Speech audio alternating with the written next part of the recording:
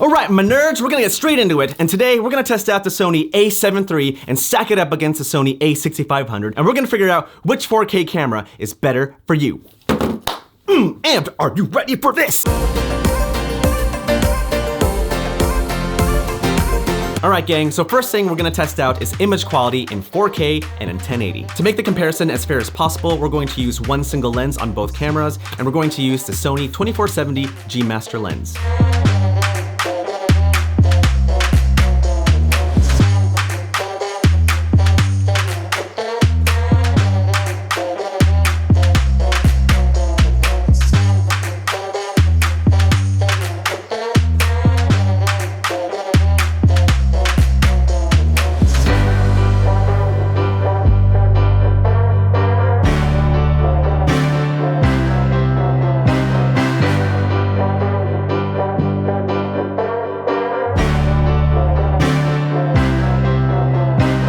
Now we're going to compare image quality intermittently, for example, 4K on the A7III, 1080 on the A6500, and vice versa, 1080 on the A7III and 4K on the A6500.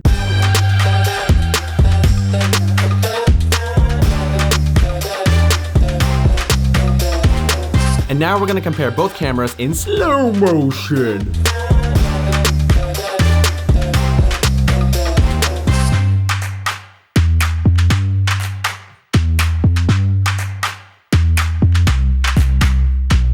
Next up, low light test.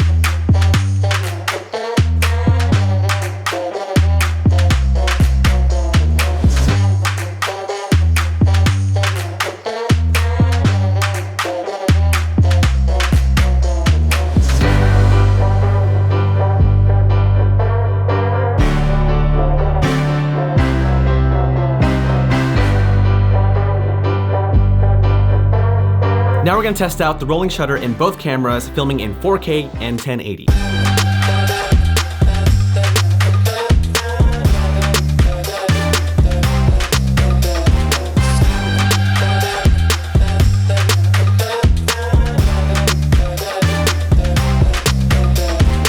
Next up, we're going to compare in-body image stabilization in-body image stabilization on both cameras. Oh my god.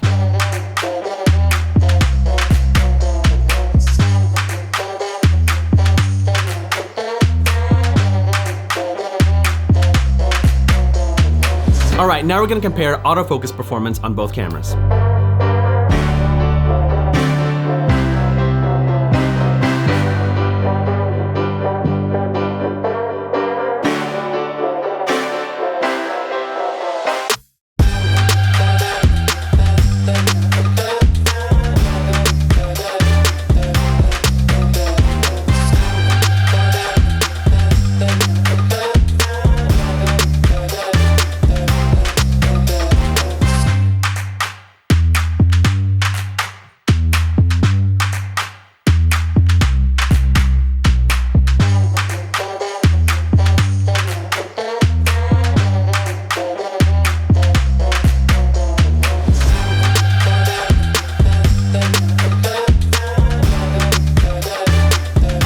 Well, now that the sun is out, we're going to test out the high dynamic range for both the cameras. We're going to test it out with no picture profile. We're going to test it out in Cinema 4, S-Log 3, and for the A7III, we're going to test out the high log gamma picture profile, specifically HLG2. Let's do it.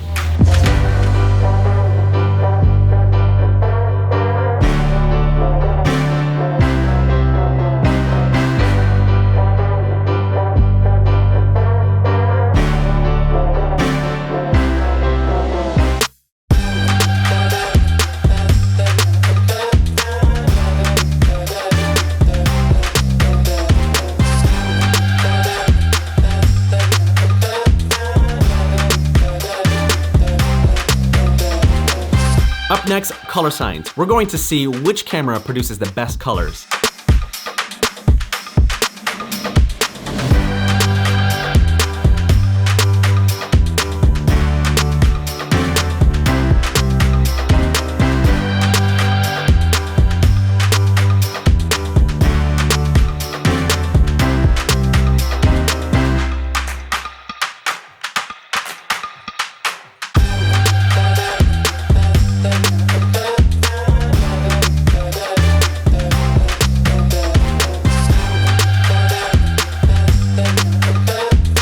Now we're gonna compare the image quality of the A6500 versus the A7 III in crop mode. Ooh.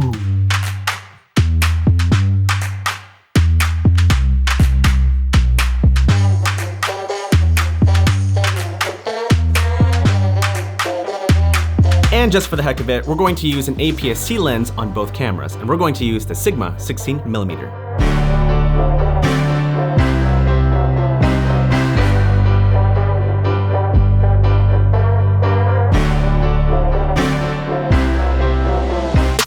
Up next, sharpness. We're gonna take both cameras and take some photos, and then we're gonna pixel peep and see which camera produces the sharper image. Sharper image. That's a store.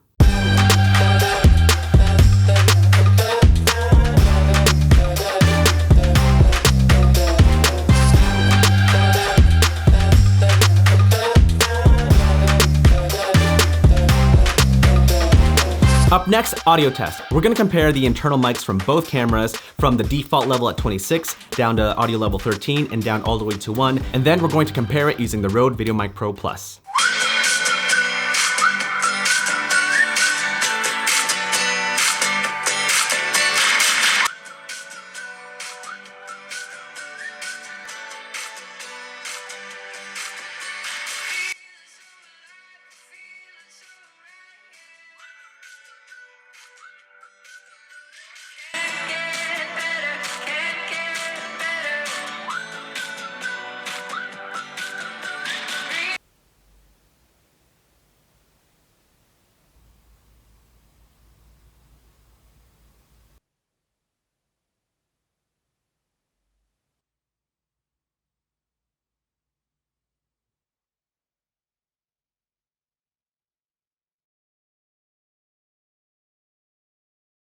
Alright guys, well that is my full comparison between the Sony A7 III and the Sony A6500. I apologize if it wasn't a full scientific review / comparison. I'm just not that smart. I just care about results. And so what do I think? Which camera did I think did better? Well, I think in their own class, the A7 III being in the full frame line and the A6500 being an APS-C camera, I think both cameras did very well. I will say that the A7 III is the better camera, mainly because of its versatility. Not only is it a full frame camera, but you have the ability to go into crop mode so that you can use it as an APS-C camera. So what that means is that you can actually extend the reach of your lens or whatever lens you have, but also you can use APS-C E-mount lenses on the A7 III. Now that's a super handy feature, especially if you're filming video, but when it comes to photography, it's a little bit different. Shooting photos in full frame, you're using all the 24 megapixels, but when you're shooting in crop mode, you're actually taking 10 megapixel photos. Not the end of the world, still good for Instagram photos, but keep that in mind. Color science is also much better on the A7 III. There's a lot less of that nasty green tint that you find in earlier Sony cameras. The menu system on the A7 III is also much better. It's a lot easier to navigate through. The battery life on the A7 III is way better than the A6500. I mean, the new Z batteries last twice as long. Also, the A7 III doesn't overheat when you're filming in 4K, even up to 30 minutes. At least not from my experience. And just a bunch of other small things, like the record button is on the back where it should be,